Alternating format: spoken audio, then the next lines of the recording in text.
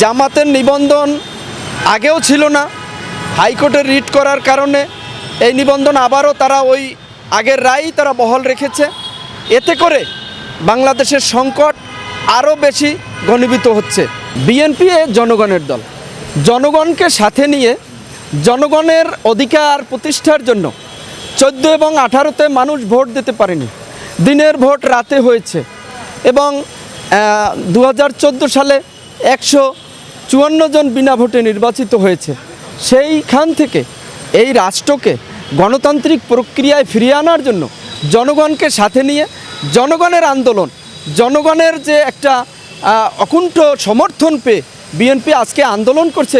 এই আন্দোলনটা সম্পূর্ণরূপে জনগণের আন্দোলন এবং আপনারা ইতিপূর্বে দেখেছেন হরতাল এবং অবরোধে জনগণের কিভাবে স্বতঃস্ফূর্ত তাদের যে অংশগ্রহণ, তারা এটাকে এখন মনে করতেছে যে আন্দোলনটা তাদের নিজেদের, এটা কোনো দলের না। এখন আন্দোলনটা তাদের নিজেদের, তাদের ভোটের অধিকার প্রতিষ্ঠার জন্য, তাদের গণতান্ত্রিক অধিকার প্রতিষ্ঠার জন্য, আইনের শাসন, ন্যায় বিচার, গণতন্ত্র প্রতিষ্ঠার জন্য এই আন্দোলন সফল হবে এবং সফল হওয়ার দ্বার প্রান্ত।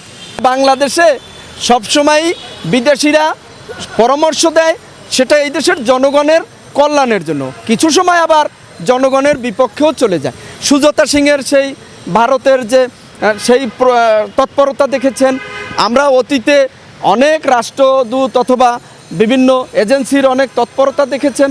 এটা আসলে রাজনৈতিক কৌশল, এটা কিছু না। এদেশের জনগণ নির্ধারণ করবে বাংলাদেশের আগামী দিনে রাষ্ট্র সরকার কারা পরিচালনা করবে, যদি গণতান্ত্রিক প্রক্রিয়া থাকে। আজকে 15 আগস্টের যে নির্মম হত্যাকাণ্ডের পরে এদেশে আওয়ামী লীগের নাম মুখে নিতেও পারছিল না। সেই দলটি হাঁটি হাঁটি পা করে আন্দোলন সংগ্রামের মধ্য দিয়ে বাংলাদেশে তত্ত্বাবধায়ক সরকারে বাধ্য করে তারা কিন্তু 1996 সালের 12ই জুন রাষ্ট্রীয় ক্ষমতায় এসেছে। অতএব গণতান্ত্রিক দল, জনগণের অধিকার আদায়ের জন্য যেই দলটি রাজপথে থাকে, আন্দোলন সংগ্রাম করে এবং বাংলাদেশে আওয়ামী লীগ এবং বিএনপি এই দল দুটির যে জনপ্রিয়তা, তা কিন্তু কোনো দিন এই দল দুটিকে বর্তমান অবস্থার প্রেক্ষিতে তাদেরকে দমন করে রাখা সম্ভব না। আর আপনি যেটা বলছেন যে কিছু লোক এখন আন্দোলন কিন্তু করে কর্মীরা, নেতারা আন্দোলন করেন, নেতারা আন্দোলনের কৌশল অবলম্বন করে, কৌশল তারা কর্মীদের কাছে থ্রো করে। তো আন্দোলনটা মূলত কর্মীরা করে, তৃণমূলের কর্মীরা করে। সে কারণে আন্দোলন চলছে এবং জনগণ কতটুকু সম্পৃক্ত এই আন্দোলনে, জনগণ এই আন্দোলনকে কতটুকু গ্রহণ করেছে, এটা হলো মূল বিষয় আন্দোলনের। বাংলাদেশের নির্বাচন কমিশনের সত্যিকার অর্থে এটা তার সাংবিধানিক দায়িত্ব, তাকে নির্বাচন যে তফসিল এটা ঘোষণা করতেই হবে।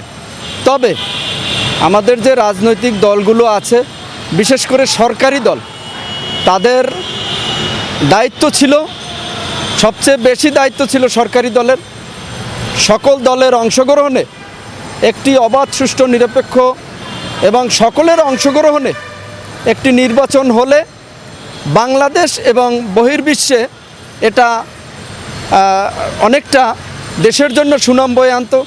কিন্তু নির্বাচন কমিশন এখন যেদিকে আগাচ্ছে এবং সরকারও যে অনড় অবস্থানে আছেন, এ থেকে দেশ ক্ষতিগ্রস্ত হবে, দেশের জনগণ ক্ষতিগ্রস্ত হবে।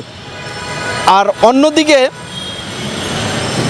জামাতের নিবন্ধন এবং জাতীয় পার্টি, জামাতের নিবন্ধন আগেও ছিল না, হাইকোর্টের রিট করার কারণে এই নিবন্ধন আবারও তারা ওই আগের রায়ই তারা বহাল রেখেছে।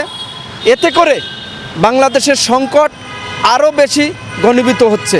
আর জাতীয় পার্টির কথা বলছেন, জাতীয় পার্টি বাংলাদেশে যখন এরশাদ সাহেব ছিলেন তখন থেকেই একটা আনপ্রেডিক্টেবল এই রাজনৈতিক দলটি। তাদের বিভিন্ন সময় বিভিন্ন ধরনের মন্তব্য এবং তাদের কথার যে এখন একটা বলেন, রাতে একটা বলেন, দিনে আর একটা বলেন। তো জাতীয় পার্টি নিয়ে কথা বলার কিছু নেই, কারণ তারা একটি অঞ্চলভিত্তিক দল ছিল। জাতীয় পার্টি সবসময় ক্ষমতায় থাকতে তাদের ক্ষমতায় থাকাটাই হলো তাদের মূল লক্ষ্য এবং উদ্দেশ্য। তাই আমি মনে করি জাতীয় পার্টি এখন যে দর কষাকষি করছেন এটা তাদের একটু সিট ভাগাভাগি করে যাতে করে একটু সিট বেশি পান, এই জন্য তারা একটা দর কষাকষি করছেন।